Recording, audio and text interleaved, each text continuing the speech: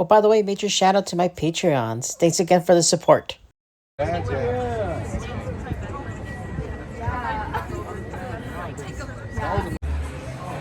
I'm here, so this is pretty exciting. Anyways, how you doing, you guys? Sorry I didn't do a proper intro right now, because I'm pretty excited to be here at the Directors Guild. It's a really nice building. Free breakfast, everybody, look. I got to eat the breakfast. Alright guys, so this is my breakfast right now. I got some delicious waffles with butter and syrup, maple. Some chicken sausages, thank goodness they serve those. Some scrambled eggs and a chocolate croissant. I think we got a legitimate breakfast that I can handle, you know, because I'm very hungry. So, here's the deadline schedule they got for today. And the first one will be for Prime Video. Mr. and Mrs. Smith remake and the Fallout series will be here. So, really exciting news. I just heard recently that the main characters will be there, so the main actors. For Showtime, they got these shows.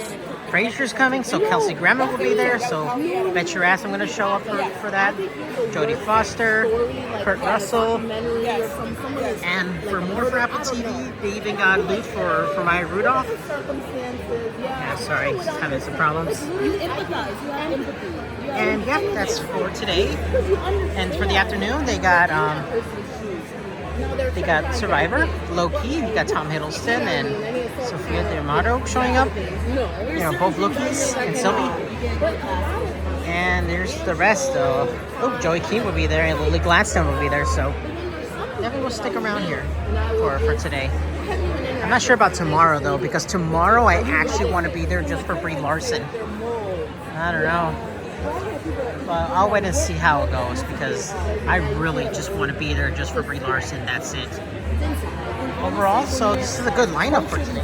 Today's lineup is actually more impressive than the next day. So I think I'm gonna have a good day today. So I'm gonna have fun right now.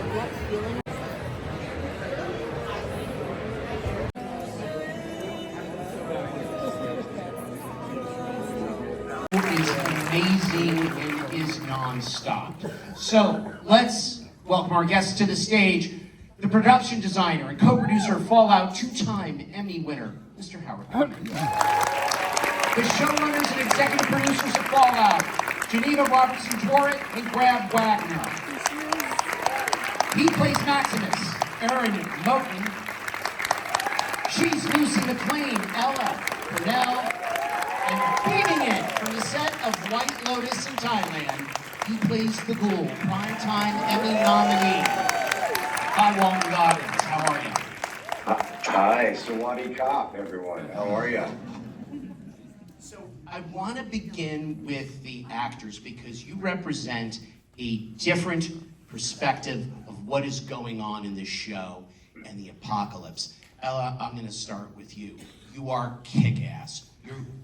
You want a husband, you're living in a bunker, you're dressed to get married, but look out. Tell us about Lucy. It was so much fun to play Lucy. What I like the most about her is her just relentless optimism, which could get annoying, but somehow, you know, because of these amazing writers, the way they fleshed out the character, it doesn't, I hope. Yeah. Other way Watch around. a little more and let me know. The script was annoing and Ella made it not annoying, just like to clarify. No, you described Lucy in our first meeting as Ned Flanders in the Apocalypse. And I was like, I want to see that show. Yeah, I feel very lucky. We're using an alarming number of cartoon references. It was like, so, Roadrunner Coyote, and we were like, what are we making? Thank God for a staple gun that gets you through the apocalypse. If you need anything, you need a staple gun. Oh, staple gun. Yes. Yeah, that's right. Staple gun, don't light a fire after dark. I have, you know, a lot of tips about surviving the nuclear apocalypse after watching this show. And then Aaron, Maximus. He is a different kind of soldier from what we see with, for example, with Ella. Yeah, but also I think a really different kind of soldier story that we are used to seeing. You know, I was happy to get the opportunity to play a person who's just as afraid as he is brave, just as truly a hero as he's pretending to be one, you know. It's really interesting guy, and of course, you know, of the three, you know, characters, the only one who was born and raised in the wasteland. So, you know, we did a good job, I think, of mapping out how that changes a person's mentality, you know, how they bend to distrust of people, and how, you know, how you experience a life of running. I don't know, you know, you imagine so many things of like what you could deal with, you know, having been up there your whole life. Well, you're the bull. You're the bad guy. Or at least you look like you're the bad guy. But you've got such a tender backstory. I mean, you know, that's my own life. Hey, can I say one thing really quickly? Yes. I'm on a 5-second delay. So all my reactions to what's being said in real time actually time with what people are saying in my world, but it looks like I'm laughing at something that's very serious. It's very funny watching this whole thing go down. Walton, that's my everyday life.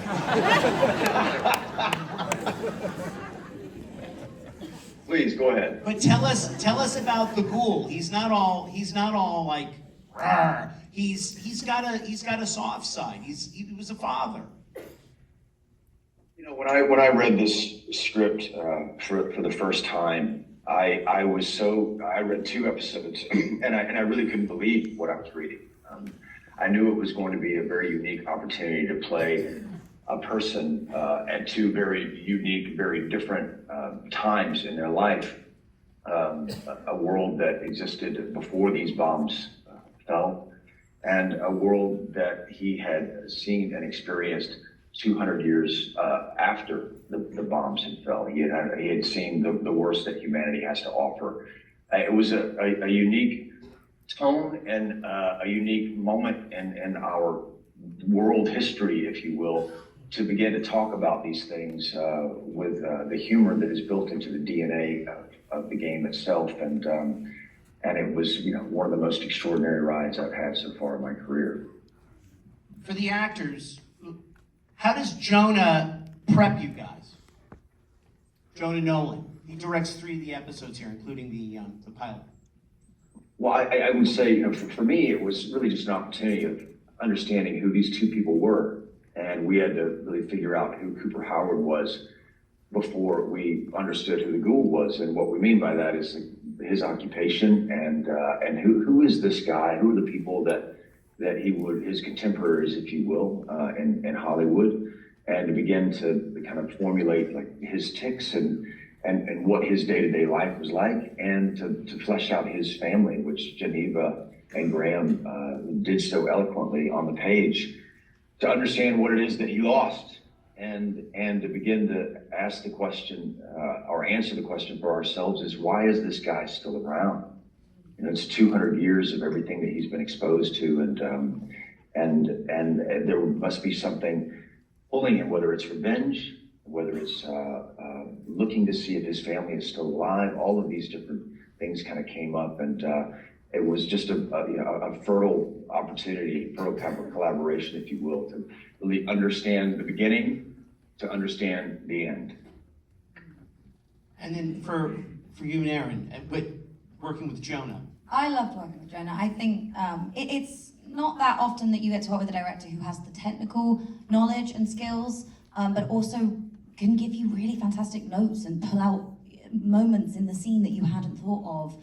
I think for me, Lucy is such a complex character. She's innocent and she's naive at the start, but she's also not to be underestimated. And for me, there was a crucial moment where Lucy becomes aware of her privilege, going up to the surface for the first time, realizing everything she's ever believed is wrong, right? Having that reality just ripped away from her.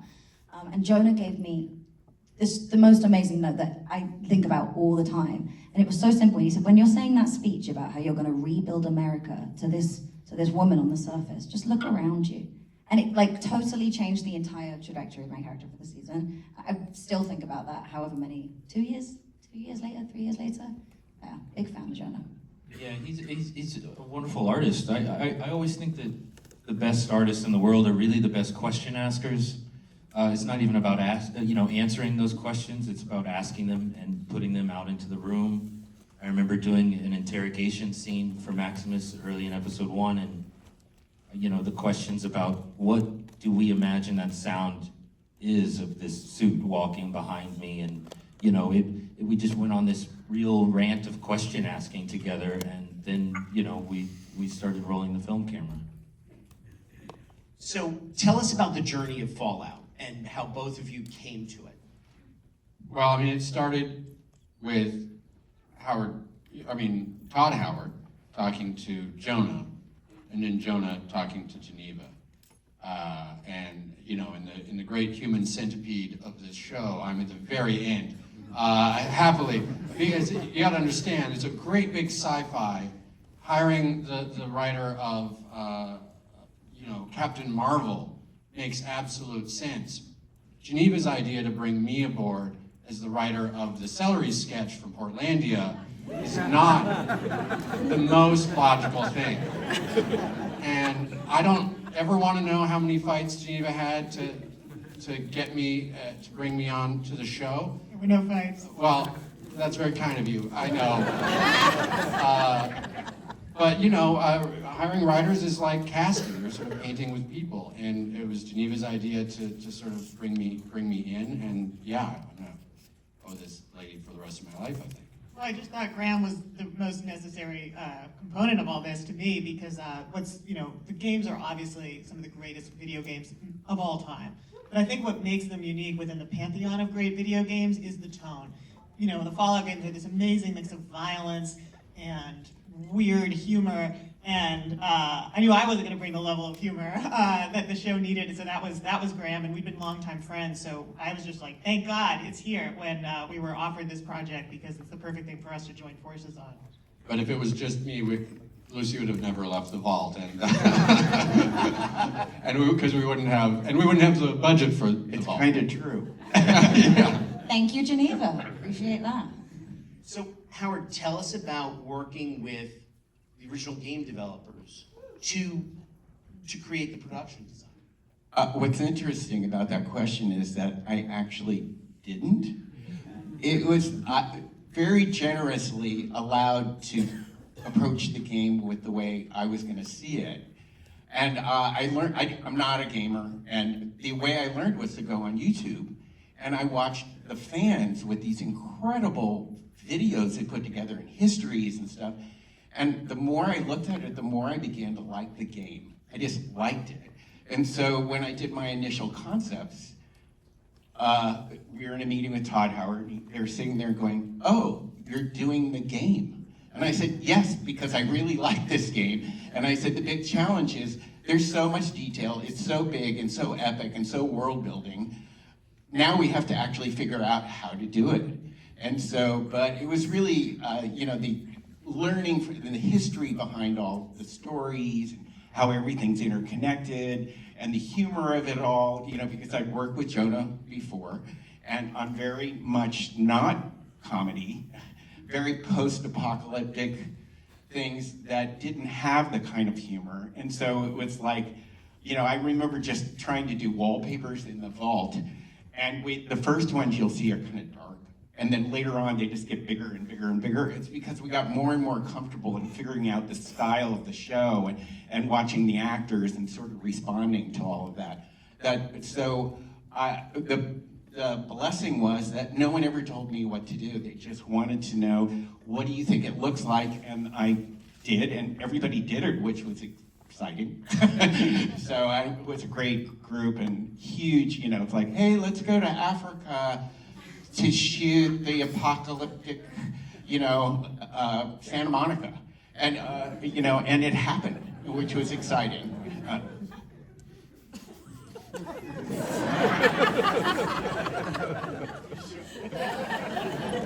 Yeah, we dragged him there, yes. I don't even like to fly on planes. And I lived on an airplane for the last 3 years, so yeah. I got to know my Ativan and Lorazepam tolerances.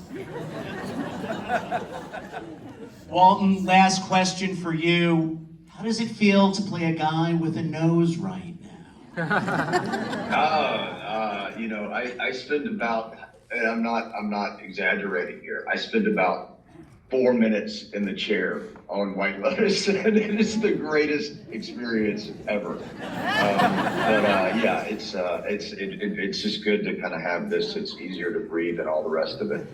But I do miss him. You know, I miss walking the wasteland with Ella and Aaron, and it was every single day. And you know, like what Howard created and what Jonah did. I mean, he's the kind of the secret and all of this. And we all know his career and all the things that he's written. He's a pretty serious guy, pretty earnest guy. But the way in which he kind of captured the hyper stylized violence in this show and the tonality of jokes and everything that Geneva and Graham had written, it was it was just what an experience. I look at the people on the stage and I feel like I'm mourning over you right here. On that stage with you guys, and I just miss you so much, and I can't wait to see you all very soon. Thank you for having us. But seriously, you were in the makeup chair for what? Quite some hours for the Ghoul. How did that? Talk about just working with your makeup artist and how that informed your performance.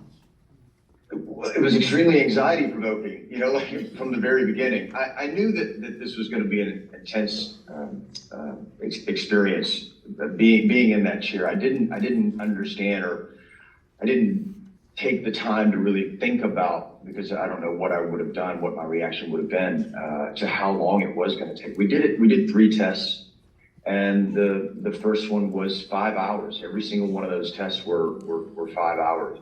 And Jay Garber is the person that applied the pieces. It was designed by Vincent Van Dyke. We talked ad nauseum about how we wanted this to look and how I could communicate with the audience. And you could still see that it was me.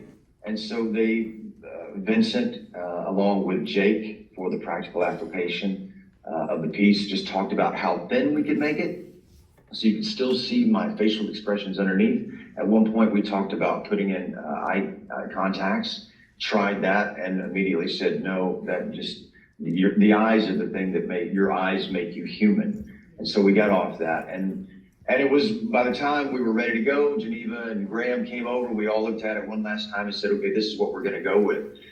A couple of things I didn't take into consideration when we did this for the first day in New York. What was the heat, to be quite honest with you? It was 106 index, and we took this little Ferrari for a test ride and walked outside, and I immediately sat down on a log and said, oh my God, I'm getting too old for this shit. The sweat started pouring out of my eyes.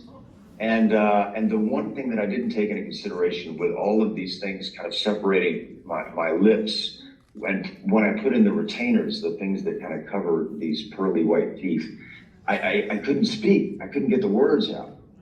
So, we got over all of that. And by the end of it, it took us about 1 hour and 45 minutes to 2 hours and 15 minutes in the chair every day, depending on how far we were into the movie that we were watching that morning. It was just a meditation, really. And yeah. Prime Video's Fallout. Let's thank our guest, Walton Goggins, Howard Cummings,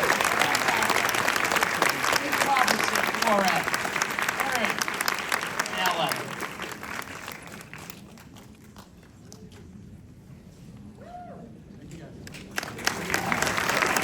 Next up, we have Pete Hammond.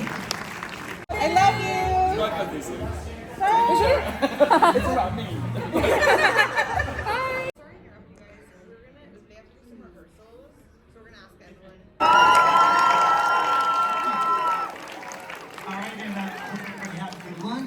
They told me it is a packed afternoon, and in a moment, Lynette Rice is going to come out from Deadline, and we're going to talk Survivor, but I've been given 2 buffs to give away if there are any Survivor fans. Okay. Oh my God. I have a bowl of grubs that I'm going to bring out. No, that is not true. Okay, wait. I don't have enough, and I get uncomfortable with only 2, so first person to yell out the name, let's see if you're a true Survivor fan. The name of the first person voted out of Survivor. Well, Jelinski's this season. All right, that works for one. All right, come on down. Does anybody remember season 1, 23 years ago? There was a woman with a ukulele. Sonia, you got it. There it is. Shall we try it? Oh. Okay, well, I'm super excited to be here. This is my first time getting to do anything like this. And so Lynette Rice, come on out.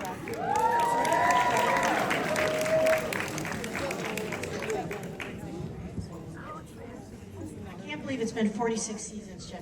Yeah, I know. Me either. Can we go back to the very, very beginning? How did you get this job? How did you audition? Yeah, well, the short story is that Mark Burnett, I heard him on the radio, on the Jonathan Brandmeier radio show, talking about this crazy idea, and I was instantly attracted to it. For the same reasons I am today, I just felt like this is going to be something that goes much deeper than some of the other things I was being offered at the time. And so we met for 2 hours and we talked. He mostly talked, and I didn't realize it until a couple of years later. He was still figuring the show out when he was talking to me. And he was auditioning it on me. He was basically pitching me to see what I responded to. And then at the end, I was like, well, wait a minute, we haven't talked about me. And I said, I'm a writer. I'm a student of the human condition. I've been in therapy. I get this show. And he said, well, it's very nice to be so honest. Nice to meet you. And I left, and that was it. But when I left, I thought there's only one other guy that could get to do this show, Phil Kogan, who had been hosting. He and I worked together in New York. And 5 months later, I got called to go back to CBS. They said, it's you and one other person. And when I looked in the sign-in sheet, the other person was Phil Kogan. And so we were definitely, I was definitely in sync with the show. But I'm not kidding when I say I wanted it then as much as I'm glad I'm a part of it now. It's never changed. So you just met some folks in the green room who've been watching it since day one, every freaking episode. So are you saying people like them aren't necessarily going to be excellent competitors, despite the fact that they're huge students of the show? Absolutely. We just had a guy on this season, Banu, a really cool guy. And his story is he grew up in India living in a shelter that was worse than the shelter they're going to make on Survivor. And they don't make much on Survivor. I mean, it's some palm fronds. But he loved it, and for him it was important. It was a part of him understanding how he was going to be in America when he moved here. But he didn't know how to play. And they all saw it, and he was so bad that he started costing other people, because now he has information and he doesn't know I'm not supposed to share it, whatever the situation. And when he left, it was painful for him. And we produced and edited it as though it was a spiritual death, as though he was going through the 5 stages of grief. It sounds super corny, but if you go watch that episode, that's what you'll see. And if you look at the way we covered it with like a big drone shot, so you could just see him alone in the jungle as he looks up to God and says, why did you put me here if you wanted me to fail? So some people see that and they go, oh, what a goofball. I see it and go, that's real emotion. That's true vulnerability. He had this dream and he has a relationship with his God, and he's asking, why did you put me here if I was going to fail? He's still asking these questions. That's why I still love Survivor, is that kind of stuff. I'm going to go back to when that happened with any of the contestants. Yeah. And it's funny you bring that up, because there's 2 ways of me talking to the players. One is that, which is Lynette, slowing her tribe down, or maybe it's a little saucier than that, but basically just saying, Lynette, pick it the fuck up. And sometimes the player looks back and says, I'm doing my best, Probst, why don't you get out here? Other times they panic more, because I'm in their head and I'm saying, struggling with the puzzle, and they're like, oh my God, I am. That's on you. You know I'm gonna talk, so you can shut me out, you can tell me to be quiet, whatever you want, but I don't feel bad at all. This is part of the game. I'm merely saying what's happening. You are in dead last, and the rest of your tribe, you can't see it, but they're talking about you right now, that you might be going home. That's what you're trying to put, because I'm just adding another layer of stress, another ticking clock, hearing my little annoying voice. That's one side. But then the other side is, we'll be doing some long endurance challenge, which are incredibly painful. And in those cases, I am their biggest fan. I am the one saying, Lynette, hang in there longer. Just 5 more seconds. Just hang in there a little longer. Don't let that other person see you sweat. You don't let them see you sweat. Like, I want them to get the most out of this. So it's both sides. I'm ultimately a huge fan, but I love the interplay with the players. I love it when we banter. I love it when they talk back to me. I love all of that because it makes me feel like I'm a part of the game. No. No, for sure, I would not win Survivor. I'm totally aware I would annoy people in so many ways that I think are charming. And then I would hear the interview and go, oh, okay. So no, I would like to try it because the one thing I constantly remind the players is that when you sign up for something like Survivor, you have to remember you're the one in the arena. You're the one who stood up and said, I will go do this. I will try to do this in front of television cameras, aired all over the world. I'm gonna be vulnerable, tired, hungry, exhausted. And when you get home, all these other people who will never get up off the couch, they're gonna criticize you, they're gonna judge you, and they're gonna say that hat is dumb, and that shirt is ugly, and you're terrible. You just gotta, I say you gotta try to not care. Just be you. Just go do it because yes, that's true. I mean, people who sign up for Survivor, they're very vulnerable. It's real. There's no joke on Survivor. There's nothing about this is scripted or even loosely implied. We don't mess with the game. We have a really simple format. Our biggest decision is who do we put on the show? And then we lay out the creative, and we don't know who's gonna do what. Like Survivor 47 creative is all laid out. It's done. We're gonna be shooting in 30 days. We just don't know who's gonna do it. There's a thing hidden there. We already know what day it's going on, what time of day. We just don't know who's gonna find it and what they're gonna do with it. So I think that's the biggest thing, is that there's just nothing like Survivor. Totally bitchin' Jeff Probst, everyone. Thank you. Thanks for having me. Next up, Mr. Dominic Penn. Some people say it's an illusion. The sacred timeline aside for a moment, the debut of season 2 of Loki in October last year on Disney Plus showed that the creativity, wit, and wonder of the acclaimed first season was no illusion. It was the real deal, Marvel God of Mischief style. So traveling across time and space, including, by the way, surprise, surprise, a McDonald's in Oklahoma in 1982, the 6-episode second season proved nothing is what it seemed, and along with the TVA's Mobius, played by Owen Wilson, and the timeline-busting Sylvie, played by Sophia DiMartino, it revealed a side of the Tom Hiddleston portrayed Loki that we had not seen before in the MCU. Cheer it up! All right. So, please welcome Sophia DiMartino, Owen Wilson, and Loki himself, the God of Mischief, Tom Hiddleston.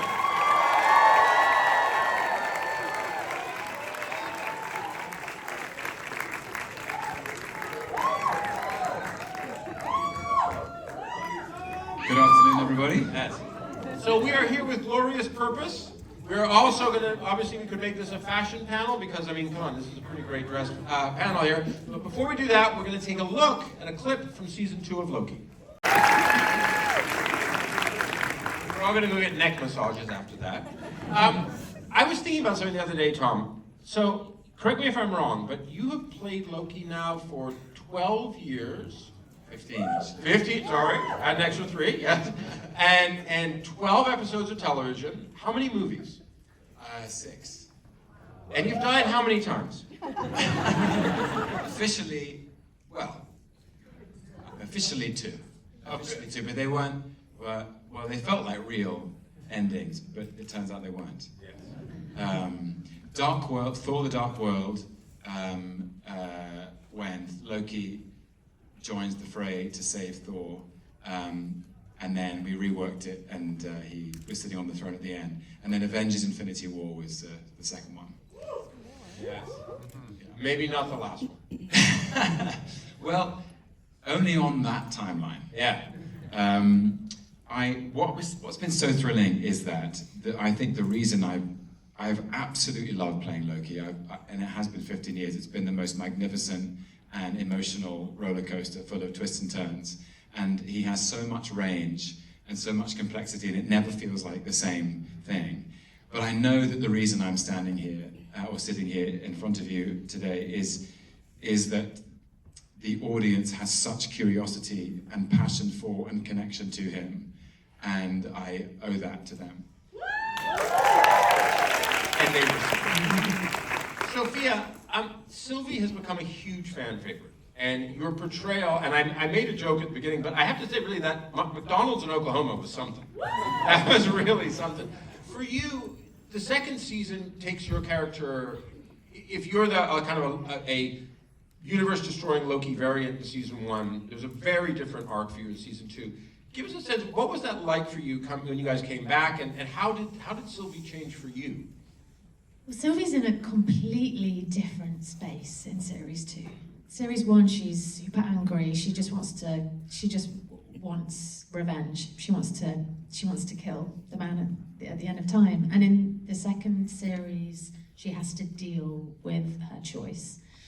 I think she's trying to find some stillness and some peace within herself, and trying to assimilate into like a normal human life, which is difficult because she's an outcast. She's a weirdo. She's not normal, and she has a go, but she doesn't quite manage it. It all gets, ripped away from her, and in the end, it's quite a tragedy for Sylvie, I think.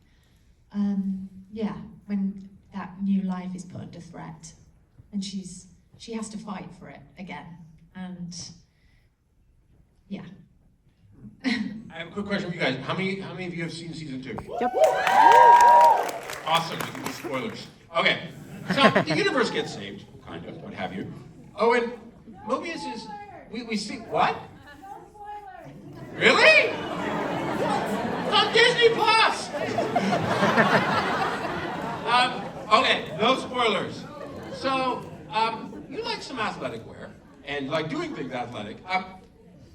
When we did meet Mobius in season 1, the chemistry between the two of you was amazing, as the chemistry was with you as Sophia. And when you leave at the end of season 1, it really feels like, I felt like, how are they going to make this go more? And you guys did, you really did, with the way the timeline and the TVA, the 1,000 missed minutes, all new characters, whatever. What was it like for you coming back? Because they so enlarged the range of the character this time around. Well, I was excited to come back, and I didn't think of it so much that they had kind of widened the range, so sort of, I guess we don't want to talk about spoilers, but... The show's been out for almost 7 months. Oh,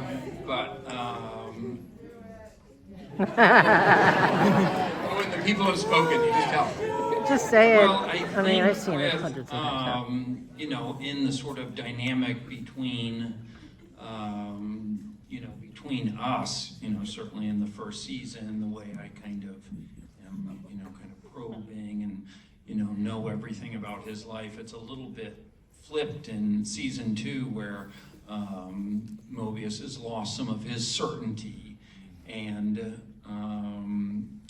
kind of, is questioning a lot of things. And what you were just saying about looking for some, I like the way you put that, some stillness and peace.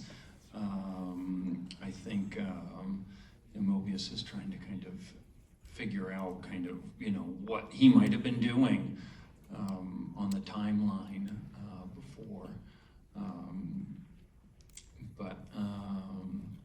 Did that answer your question? And no spoilers. Very well done. Obviously, we talked about at the beginning the history that you've had with Loki, and the history, and there's the famous stories that many people told me about you and the Loki quizzes, and the encyclopedic knowledge of Loki. Pop maybe quizzes. We'll get into later. You just dreaded coming in and getting hit with a pop quiz. Ruler. No. I'm going to make an assumption that things have wrapped up. What is it like for you now at the end of that long run with this character who's been so, you had the success with The Night Manager, which is coming back for another run, and many, many others, but, for a lot of people, like I remember being at Comic-Con several years ago when you came out, and that was like the Beatles in Hollywood. It was serious, right? That was an amazing, unrepeatable and unforgettable experience, and you should YouTube it. Trust me. But playing Loki has changed the course of my whole life. no question. And I feel, if pride were permissible, I just feel so proud of where we've ended up in season 2. It was very creatively fulfilling to bring something full circle. I always saw him from the very first film, the first Thor movie. I saw him as a broken soul with a shattered heart who felt like he didn't belong. He didn't belong in his family. He was an orphan. He was adopted. He was on the margins, an outcast. And that's what binds him to Sylvie. They both are. And all that grief hardens into grievance, and the grievance is what drives him to become a villain in the Avengers, and then an uneasy ally in the later Thor movies. And this chance that he's given by Mobius, this second chance, a second chance to rediscover that glorious purpose that he feels he has always been burdened with. Well, it's interesting because the final episode of season 2 is called Glorious Purpose. Right, but I think it's because finally he discovers that his purpose is to look after his friends and to give his life for people he loves, which perhaps was always his purpose, but it comes in a shape he would never have recognized and would never have anticipated. And I think it gave a kind of catharsis. Exactly, yeah. He wasn't ready for it. No spoilers, but there's a big family component to the end of this one. But I suppose to go from that high status position to this humility, and to discover that humility through a process of awakening and growth and love and friendship, that feels very redeeming and honorific of Loki as a character. One of the things about Loki when the first season came, and certainly in season 2, is the look of Loki is so amazing and distinctive. And you know, when we watch you guys in those environments, I wondered, how does that foster or illuminate you as a performer to be in those environments, to just create this, I mean, just that, we saw some clips from the final episode up here and stuff like that. I mean, they're visually stunning. Yeah, and a lot, our show is quite different to a lot of these big Marvel shows, in the sense that we don't have that much green screen. It's all real. The sets are real, and we have ceilings on them, which is also quite rare. They don't just stop. Like they're huge builds that they feel like real worlds. So the sets definitely help, you know, you to feel like you're in that place. And the TVA especially feels super claustrophobic because of all of the corridors. It's all real. You're really there. It was sometimes exciting when we were going to move on to a new scene and a new location, like what's the set going to look like? Yeah. Because when you would walk on, it was like, wow. Well, that's the thing. I mean, I wonder. I mean, I think maybe you told me this once about something we were talking about. Like, you know, when you're on a good production design set, like, I don't mean to say like, you know, you put on the outfit and it's not, but you're not working, but like, you just kind of go there. Like, you open a drawer and there's a TVA magazine in there, and there's all that, like, was that something you found, Owen? Like, it put you in the place? Oh yeah, for sure. And I'm just thinking of kind of my favorite sets, and I love, you know, where we're introduced to Key. I thought that set, you know, or Boris. Very early on, when we were making season 1, and what was very satisfying was to then develop the story as a narrative in 2 volumes. That we're going to have 12 episodes to tell this story. And in the first episode of the first season, we were going to break Loki down, break his psyche open, create existential crisis and anxiety and doubt, to give him a huge problem, and then take 12 episodes to find resolution. And across that time, he would meet Sylvie, and have this relationship with Mobius, where they, after sort of being analyzed, they sort of become an unlikely friendship. And that all of these characters would go on a journey together because the stakes would get so high. So I feel like it's been 2 volumes, and anything beyond that, I can't, wish I could tell you, but I have no idea. We all can hope and pray. Ladies and gentlemen, the cast of Loki. Thank you so much. And now my friend.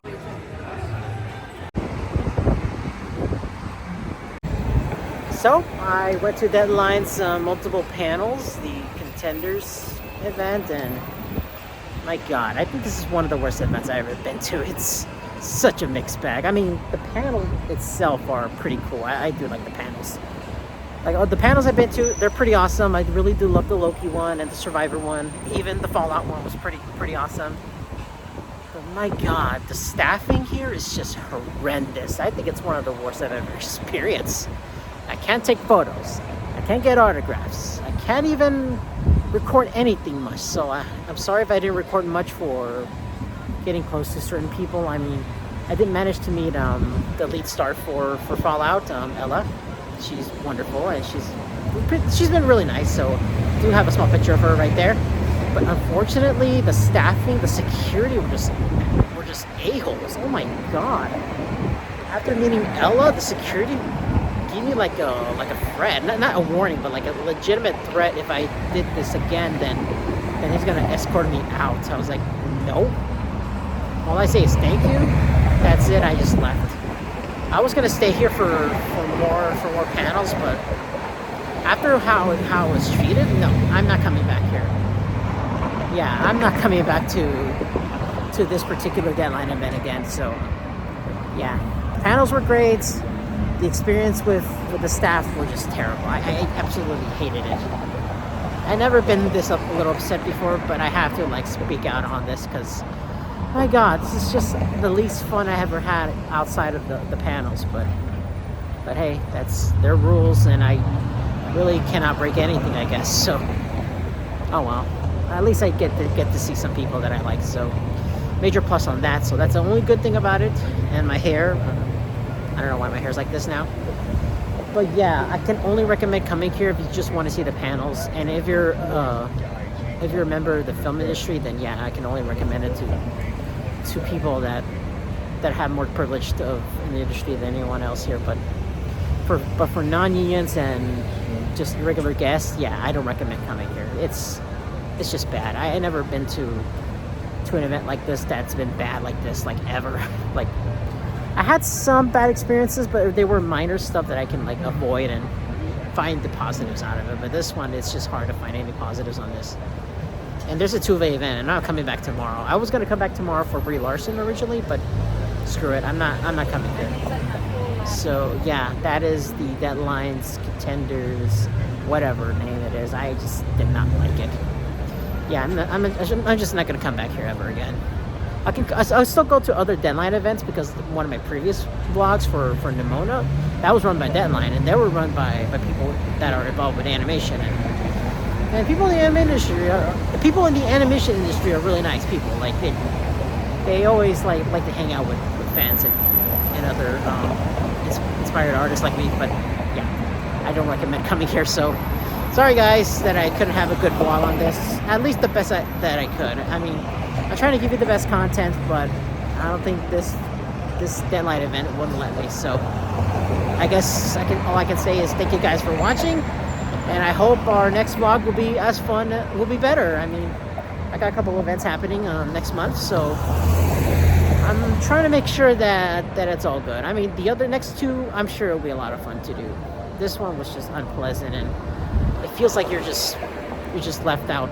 Like you feel like you're unwanted. But no, I'm not gonna let anybody to ruin me. But any security or any staff member, I know they're working hard, but the way they handle it is just very a-hole-ish. So all of you guys, thank you guys for watching, and I'll see you guys next time. I'm gonna go get something to eat so I can like feel better about this and just go home and rest up. So you guys take care. Bye bye.